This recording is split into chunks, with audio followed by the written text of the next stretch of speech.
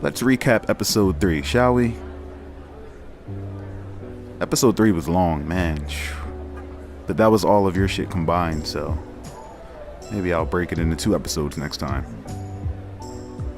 Anyway, this is becoming more than just a recap because I have some new ideas and ways to change the format that I want to start implementing now. So for now, let's call this the GammaCast. The GammaCast is going to go like this. Scene by scene, I will swiftly highlight key information to take away from the scene. I'm also going to highlight some of the meta of the scene, behind the scene type things. And then I want to announce rewards to the players as they occur. At one point I was just messaging them directly, telling them what they got, but that can easily get lost in bunches and bunches of messages, which is, good that we're moving away from that, because when the website's up, you'll be able to refer to everything on the website in regards to your character, including rewards. So for now, just have your character sheet and pencil ready in case you gotta write something down. And then at the end of all this, I'm going to discuss game changes and updates coming to the game. Alright, Scene 1. In Scene 1 we learn Bloodvein's new emperor, Bai Wang, is the 10-year-old son of Master Chang Wang. Bai Wang is uprooting Bloodvein from the drug trade, and all efforts will now be going into weapons, their military, and life sciences. Interesting. Bai Wang wants the ooze dealer dead because of the ooze gun that was found and allegedly murdered or used to murder Master Chang Wang, his father. Bai Wang was accompanied by 5 masked young men at the funeral. Bai Wang sends General Ma Jing and a super weapon, the Nephilim Solaris, after the ooze dealer and the auction, so he's clearly upset. On the meta side, and this is what I mean by the meta side, or is outside of the game, like us looking at the game from the outside. The ooze pistol on the table was to show that Ryan Zaidi's assassination of Master Chang Wang was to cause a feud between the ooze weapon dealer and Bloodvein.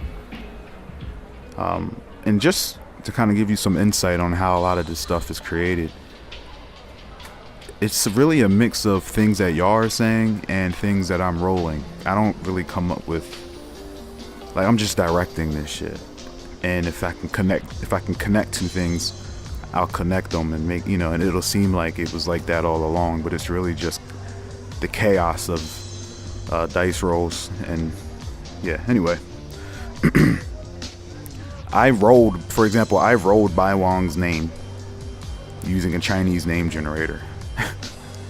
And Master Chang Wang was created by, the player of Ryan Zaidi. So from your ideas, I just turn it into more shit.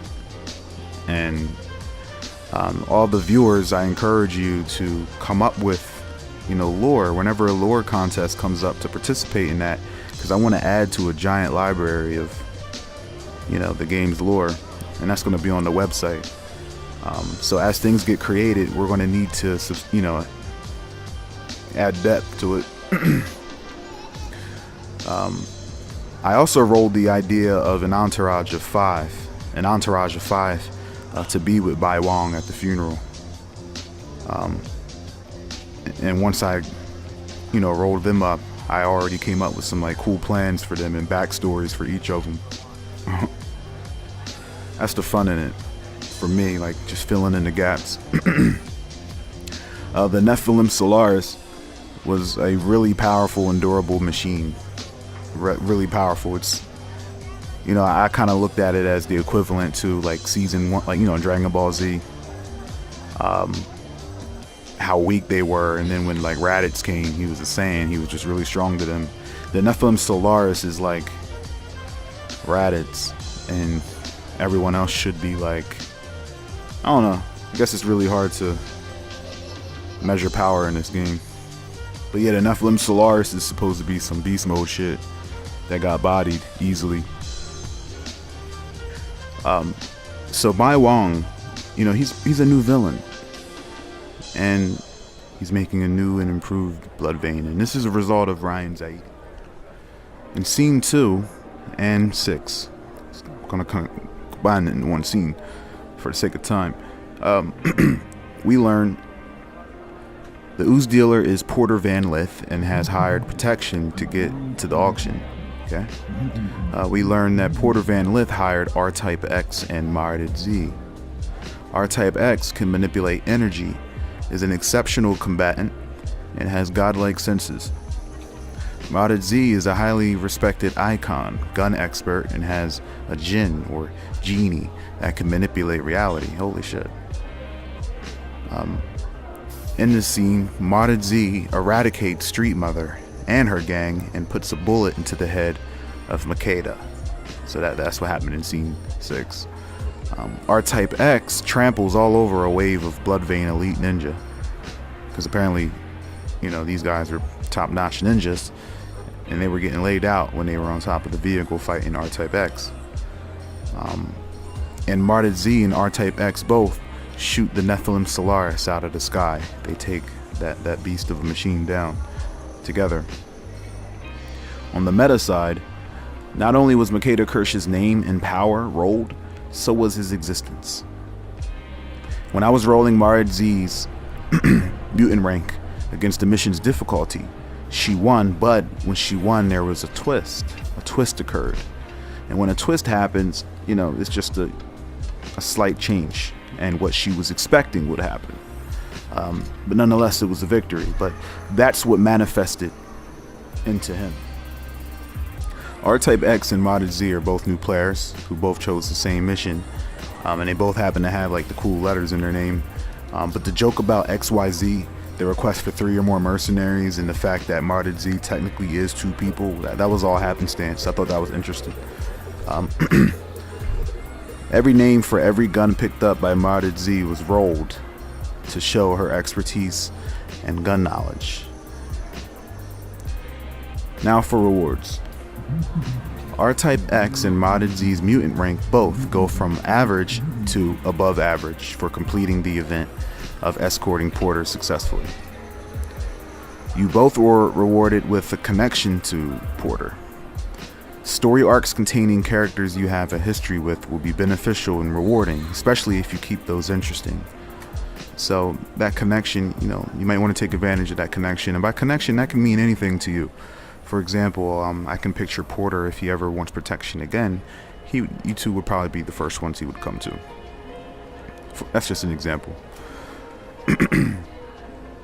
Modded Z was rewarded with Porter Van Lith's secret weapon engineering knowledge. This is from when they had that conversation on the truck or on a vehicle for a while. They were discussing weapons, and he kind of went on a tangent. She learned a lot from that.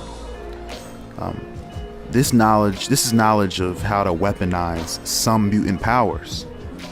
So, surely this opens up doors with your current skill set of just weapons expertise, and I see you modify weapons and stuff like that. So this definitely opens up a lot of doors with that knowledge. So keep that in mind. You might want to write that on your character sheet if you have one. Scene 3. In Scene 3, we learn Gordon Gale is becoming a celebrity in the world of entertainment. Gordon, aka Tempest, debates with the show host in a verbal joust on mutant rights, and he came up overly successful. We learn more about the Gamma event in this scene as well, and all the mystery around it, as well as the fate of some of the victims and the split reasoning on the outcome. On the meta side, players don't know if they're successful or not until the episode posts. So whenever there's an event phase or a downtime phase and they say what they want to do, I roll their mutant rank up against the difficulty of what they're trying to do. I don't tell them if they're successful or not until they don't find that out until the show drops. So on the part where the bomb was thrown onto the set, the player didn't know if that bomb was going to kill them or not. So that's why I kind of abruptly cut away from it and came back to that scene later just to add some suspense. And it was kind of sloppy, but it's the beta. It's the beta. In Scene 4, In scene 4 is the scene where we see Goldbrand with the crew that he assembled for the Ooze Weapons investigation. The players, or the characters that took on that event, was Omega Supreme, Ajin Ra, and Anarchy 12. We learned that Ajin Ra has the scoop on a lot of the targets that are showing up to the auction because Ajin Ra spent the downtime phase in episode 2 gathering intel all around North Haven, so that's how he was able to get that information. We learned that Anarchy 12 gets everyone to wear a special device that he created designed to protect them from sabotage and communications. And we learned that the whole objective of this mission is to neutralize and or kill, confiscate all the weapons, and capture an important target identified by Ajin. On the meta side, Ajin knows about the targets because the last downtime phase, episode 2, he spent it gathering intel in the North District.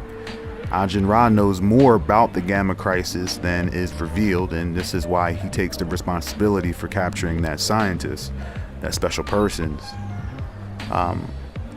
Anarchy was successful and able to trick the group by putting on his special bracelets because none of them had a technical skill or a power skill that would have justified them noticing it. Therefore, I didn't tell them about it.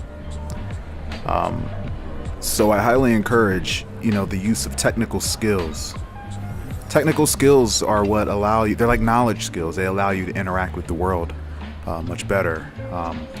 And it looks like so far each of the characters that are in the game, they chose a power skill, a technical skill, and I've seen a couple players with an effect skill. I've seen some players with 2 powers and a effect, or 2 powers and a skill. But yeah, technical skills are the knowledge skills. They allow you to, really dig in and then role play.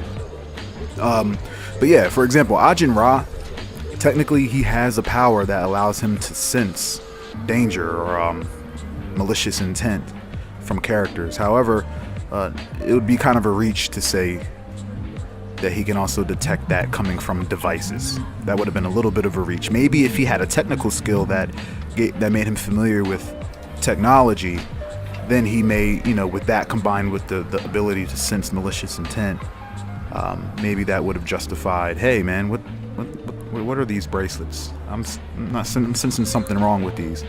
But what really helped is the fact that Anarchy designed those bracelets to do what he said they did, but they also did a little extra. Ryan Zaidi is also on this mission, but because of how the player chose to go about approaching this mission, continuing from his last mission, he didn't need to be present at the briefing. He's in deep cover, pretty much.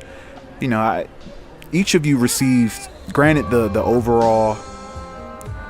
overall mission was weapons investigation, right? But I approached each of you a little bit differently, as Goldbrand would, because you each have different skill sets and he would utilize you in that way. Ajin Ra had a lot of information. Zaidi, he's an assassin, so he's undercover. And Omega Supreme, he's just badass. So, all right, scene 5, back at the studio, we learn. And this is continuing from the scene from when the bomb was thrown on the set at Tempest. We learned that Tempest's power of empathy allowed him to sense the attacker before the attack.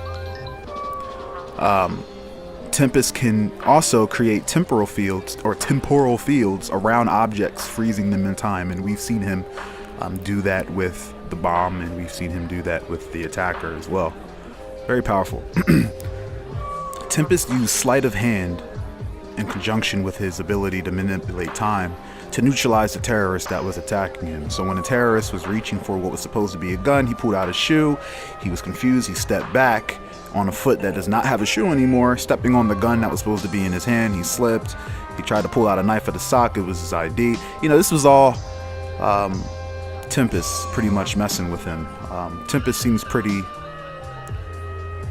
noble, pretty non-lethal when it comes to his attacks. So knowing what Tempest is capable of and how he would handle the situation is why that, played out that way.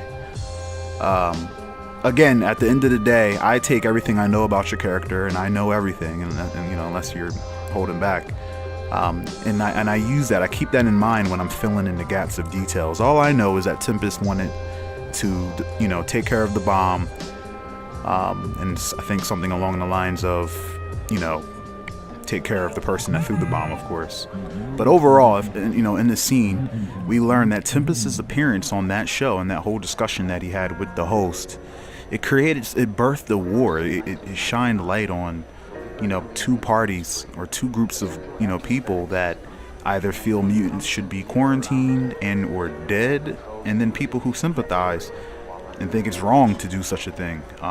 That whole television show started a war, and likely that war was going to happen eventually, but that show was really what broke the camel's back. It's kind of like what you think, like when Donald Trump got elected as president, it kind of really brought out a lot of ugly in the world.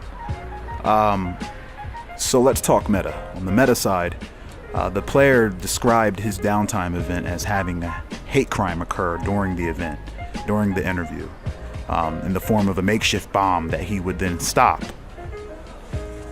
The player was successful, and so it all played out as they planned, and then some. And I really think it's cool how Tempest can also see emotions. It's like that power is perfect for any entertainer, because he kind of uses that to gauge his audience, and he plays off of that. It's really, really creative. So now for rewards.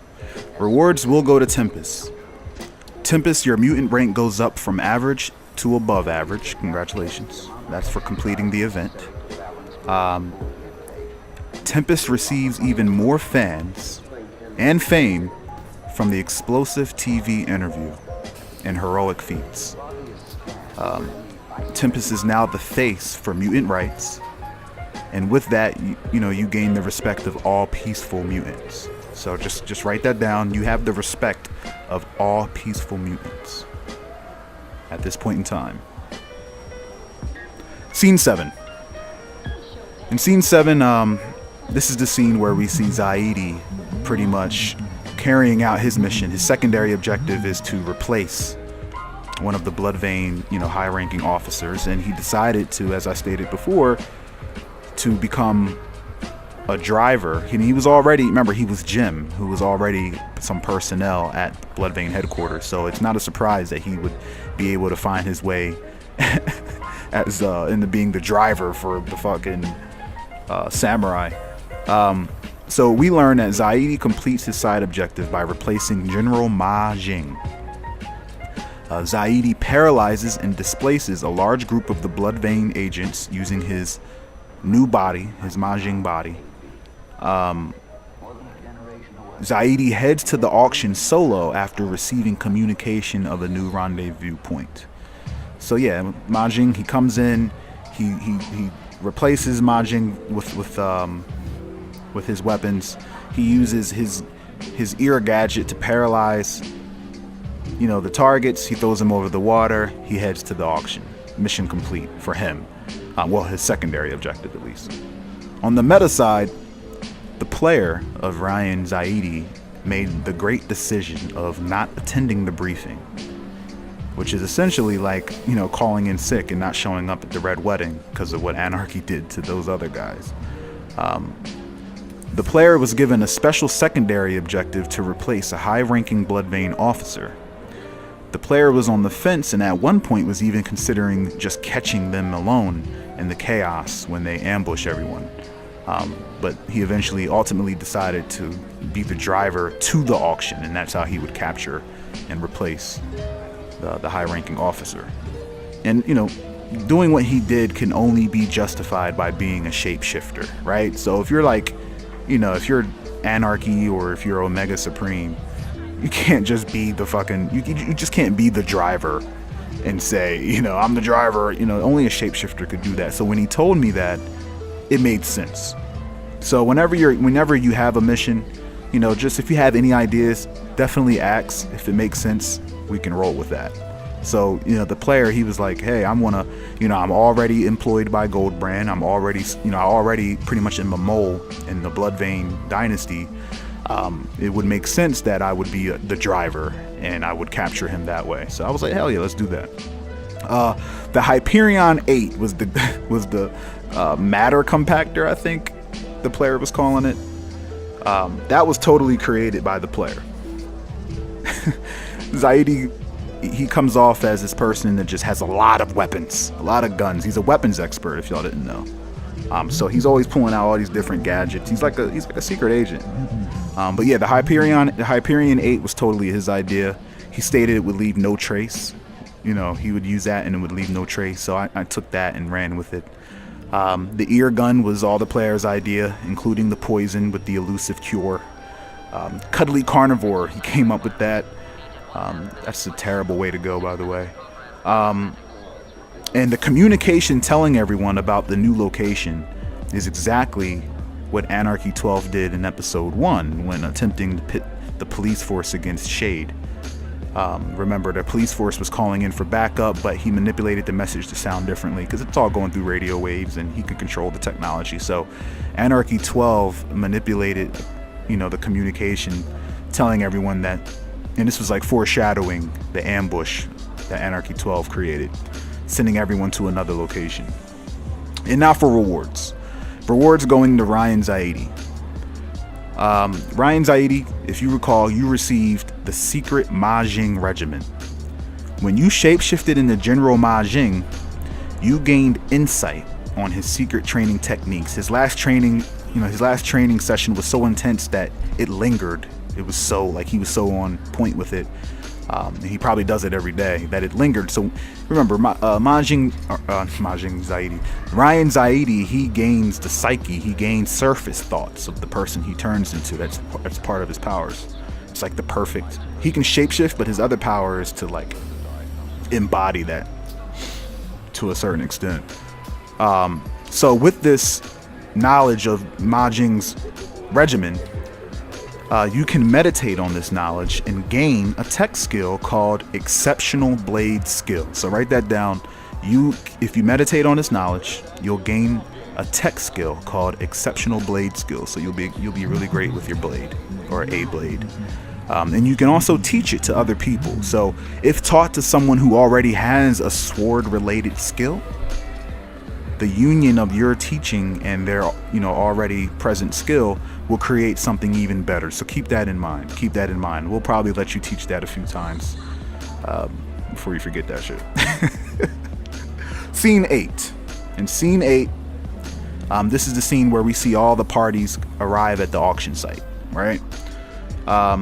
We learn of an unknown faction made up of entirely, rich elderly men and wearing tuxedos, and they're accompanied by twins, also in tuxedos with, really strange faces. I'll let y'all use your imagination, but I was kind of, all this is rolled, okay? I just fill in the gaps, I add details, but one of the things that was supposed to be was that they were supposed to look weird, and I interpreted that as how I said it. So they had blank faces, and they had some kind of black swirl in their faces. They're weird looking.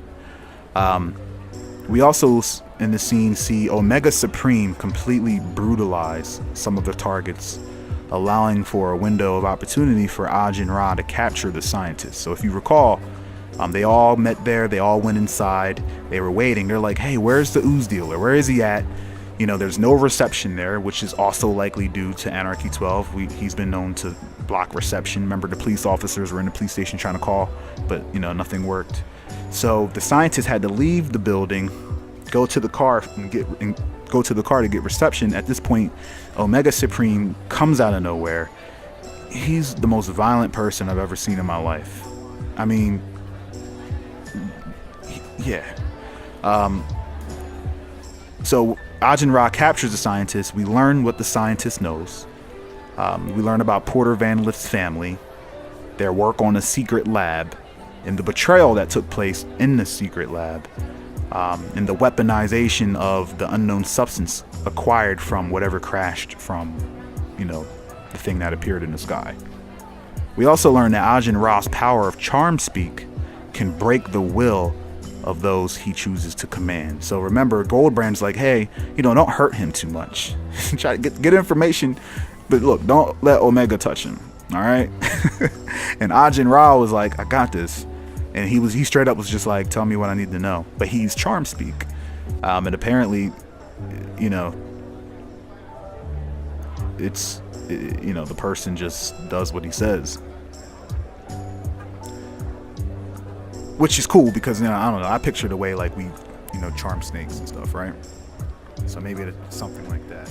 It's really super powerful. And it really makes Ajin Ra very, very powerful and very useful. So, you know, I want people, the reason everyone only has 3 things they're really good at is because I want people to keep that in mind when they start forming alliances. Like, make use of your teammates and try to plan things to tackle, you know, bigger things. So, you know, if one of your major enemies, you know, just, all I'm saying is Ajin Ra's ability to fucking tell people what to do that's crazy. That makes him a very valuable person. Anyway, on the meta side, let's talk meta a little bit. Let's just revisit the whole Omega Supreme thing again. Omega Supreme is literally, you should hear the shit that the player of Omega Supreme is telling me that his character is doing. There's some things that I just couldn't fit in here because it kind of didn't make too much sense with the setting. So, you know, it's my job to make it all work, right? I pretty much took everything that he said he was going to do to people in this scene and just had him do it to the 4 people that was escorting the scientist to the car. Omega Supreme is the most brutal asshole in this whole entire game. You should hear this stuff. It's crazy. It's crazy. You know, if footage of him fighting a human ever leaked on the internet, the mutant rights movement would be stunned. It would stop in its tracks. You know, while you have Tempest on the air talking about mutant rights, if they were to just show a clip of what Omega Supreme was doing to those people, he's punching people in the head, their brains are exploding, he's making air pressure go into people's hearts, their hearts are exploding, he's making water bubbles appear around people, then he's like breaking their legs so they have to breathe in the water and they suffocate. It's some sadistic shit. I'm scared of, with that said, my money will always be on Omega Supreme. Always. R-Type X, you better be careful. Ajin Ra is the only one who knows this information about the Van Lith C Lab. So Ajin Ra, you should keep that in mind. No one knows about that. That scientist told you that. You didn't even report that back to Goldbrand. So right now you are the only person that has knowledge of that secret C Lab where Van Lith came from, where him and his family was working on what they, recovered from the crash site. Something crashed out of the sky. They were called, they took it to their lab, shit went wrong. Van Lith escaped with the ooze that they found. The ooze is covering something that crashed. It's like it was built around whatever landed. And, they had to remove all that to get to the center. Something went wrong. We don't know. I don't even know. This is being created as we go. So Ajin Ra, that's up to you if you want to, that's for you. You go explore that. Rewards. Let's talk rewards. Rewards go to Ajin Ra. Story arcs involving that lab that I was just talking about and what happened there have been opened up to you. Coupled with your prior intel, you know things about it that will render story arcs involving it highly rewarding for you. So, in a way that's kind of a reward, knowledge, right? So anything involving that C Lab, it'll be beneficial for you. So just keep that in mind. Scene 9. In Scene 9, this is the end where, it's the major climax where, Porter, R-Type X, and then they finally arrive and the auction begins, okay? So in Scene 9, we learn, all right, so Porter arrives and is now going by Dr. O. That's what he's calling himself. No one knows his name is Porter Van Lith, okay? That's something that only his client, the people he hired knows, Modded Z and R-Type X. He commences the auctioning off of an array of ooze weaponry that he has spread out. And then all of a sudden, you hear clapping and Anarchy 12 comes out of the shadows and betrays the group. And he uses this as an opportunity to showcase the devices that he created that nullifies the power. No, it nullifies the power granted by the mutant gene that people, gained from the crisis. So it essentially, if you have a mutant power, it nullifies that. So here you have Omega Supreme and Ajin Ra getting ready to ambush them from the roof as they were told to go to the roof. Remember, they were like, they received communication that Porter Vanlith, the ooze dealer, was coming and that she should go on the roof. That was all fabricated by Anarchy 12. Nobody ever really told them to go to the roof, but Anarchy 12 knew that he was going to nullify their power, that they were going to approach from the roof, and if he could get them to fly or approach, ascend from above, nullify their power, that's going to be problems for them, and it was. So Anarchy 12 impresses everyone by nullifying their powers. They fall from a 3-story roof. If this wasn't like an overpowered game and then they were just normal humans, they probably would have died. But no one dies in this game. So yeah, Anarchy 12 impresses everyone, and Porter Vanlith, or now Dr. O, decides to purchase all of the bands because he just has a lot of money. He wants all of them. He might have some plans. He wants all of them. And meanwhile, you got to remember Zaidi. He's Majin Zaidi. He's present. He's there as General Majin, part of the Blood Vein Party. No one knows this, but he's there. He's present, and he's not blowing his cover. And he chose to stay in cover to salvage Goldbrand's other mission.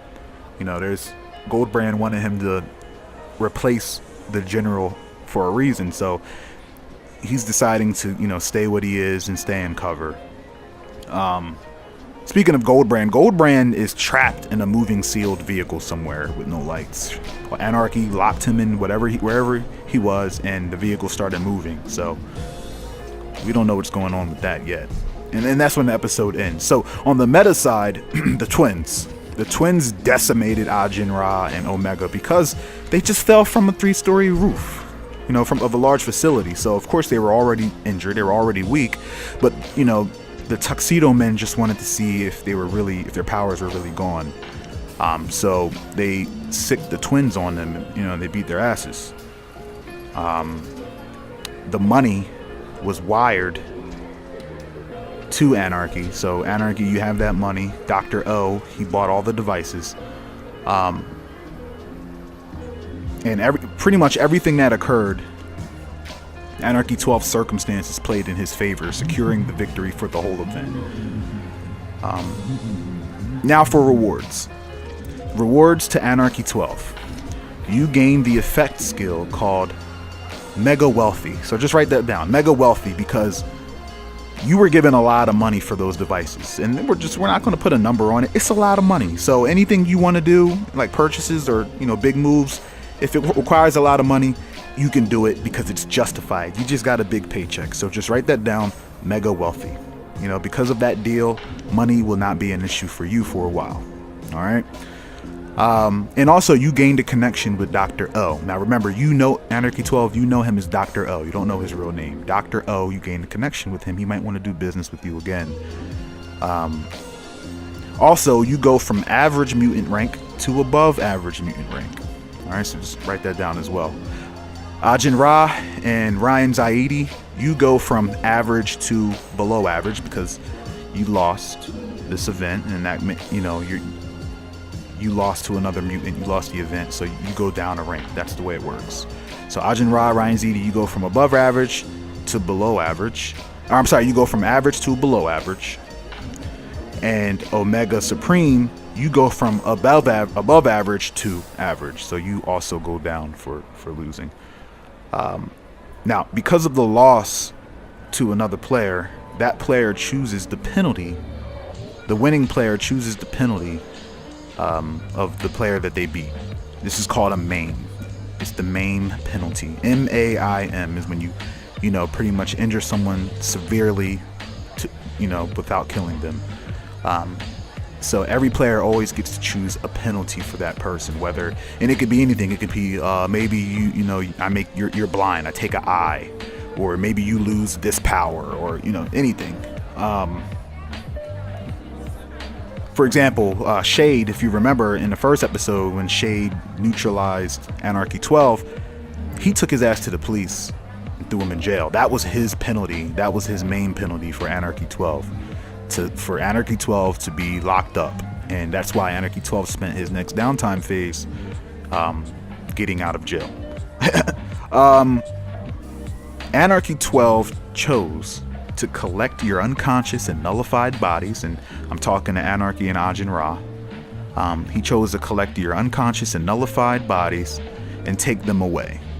So just keep that in mind, and you'll discover what he does to you eventually. But on your next downtime phase, which will be the next episode, you're going to wake up somewhere, okay? You're not, that's how your shit's going to start. The rest will be revealed on the next downtime phase on Anarchy's part. But Ryan Zaidi, you are excluded from this punishment, this instance, due to, obvious reasons. No one knows that you're actually Majing right there, General Majing. But mostly because of the mechanics, the mechanics of how I calculated everything. That's all going to change. So let's talk about that. That's now for the segment where I discuss game changes.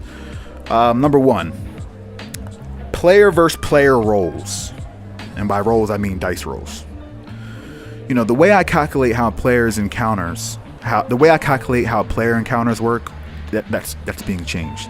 In a nutshell, instead of being rolled as a collective against a collective, so for example, let's say Ajin Ra meets Shade.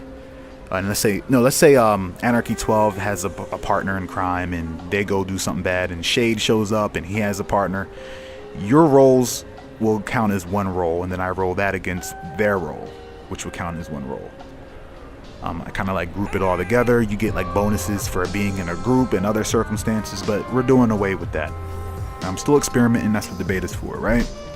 So the way it's going to work now is, instead of being rolled as a collective against another collective, or you're rolled, instead you'll have your rank put up against each of your opposition's ranks individually, and rolled against them 2 out of 3 times. So the winner will be whoever is successful 2 out of 3 times. So instead of, let's say Shade and Anarchy meet again. I can't wait for that. Let's say they meet again. Where I would usually say, hey, this is your rank. These are the bonuses you're getting and these from your circumstances. That's going to go against their roll. Now I'm going to roll that 3 times, and the winner, whoever wins twice out of the 3 times, they win. So let's say it's Ajin Ra, Omega Supreme, and Anarchy 12 versus R-Type X and Modded Z. I'm going to roll Omega Supreme against R-Type X 2 out of 3 times, then against Modded Z 2 out of 3 times.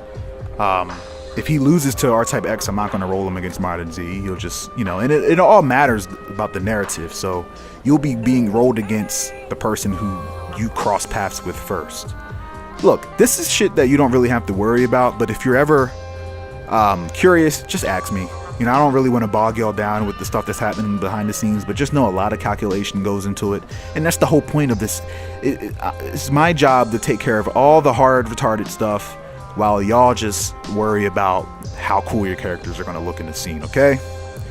When we have the podcast, anyone who wants to come on and talk about it, I'll be glad to go into detail. I know this shit like the back of my hand. The next thing I want to talk about is circumstance bonus. I used to ask the player what bonuses they think they should get. I'm no longer going to do that. It takes up too much time. Instead, I'm judging the penalties as well as the bonuses to your mutant rank based on all the things made known and hidden to each player. Plus, it saves us both a lot of time. The less questions I got to ask you, the better. All right. The next thing, event phases. Learning from the beta, I'm going to make sure that events are resolved in one episode. I was aiming for a part 2 of episode 3, but I feel I should stop it there. Granted, Zaidi is still remaining, and he's still alive, but his team lost, and as a collective, their role against Anarchy 12 failed. So technically, that's a loss. So even though Zaidi is alive, their main objective was to ambush, stop everybody, get the weapons, blah blah blah. But they failed that, and we're gonna just leave it at that. Okay, so everybody's going home. Anarchy has their money. See, Zaidi's not blowing his cover. R-Type X and Modded Z, you were successful in escorting Porter Van Lith. He got what he wanted. Boom. It's all done. Game updates. Let's talk about some of the updates. These are just some of them. There's a lot coming, but the website's almost done. When the website is done, the game's coming out of beta. I have a whole bunch of new things that I'm going to present to y'all that I think you're going to like. The game's still going to be simple, but there's going to be so much more that you can take advantage of. The official game rules will be available on the website as well. And I'm going to start doing like a new podcast style episode with players. We're going to start that when the game launches. So in addition to the episodes for the game, there's going to be recap episodes where I go through like I just did. And then there's going to be a podcast where I sit and we talk about the past episode, kind of like Talking Dead, but I'm going to do it with the players. I'll have questions for you. And it'll be just like, no more than 3 of us, because we don't need a bunch of people talking at once. So, anyone who's interested in that, and if you already expressed your interest, awesome. I can't wait to do that with y'all. That shit's going to be fun. I just really want to start getting y'all more involved. You know what I mean? All right. So that's the recap for episode 3. I'm sorry it took so long. I had a post saying that I was going to release it tonight. I actually meant to schedule that post to be released at a certain time, but it ended up posting. So whatever, it's there. But the downtime phase is going to commence shortly after this. If you have any questions, feel free to reach out to me. We have some new players being onboarded on this downtime phase, so I hope you're looking forward to seeing some new players. There's a really interesting player. I'm looking forward to seeing what they do. And yeah, peace out.